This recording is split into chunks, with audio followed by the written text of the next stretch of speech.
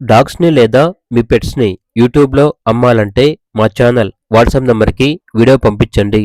అలాగే ఛానల్‌ని ఇంతవరకు సబ్స్క్రైబ్ చేయకపోతే సబ్స్క్రైబ్ చేసుకోండి.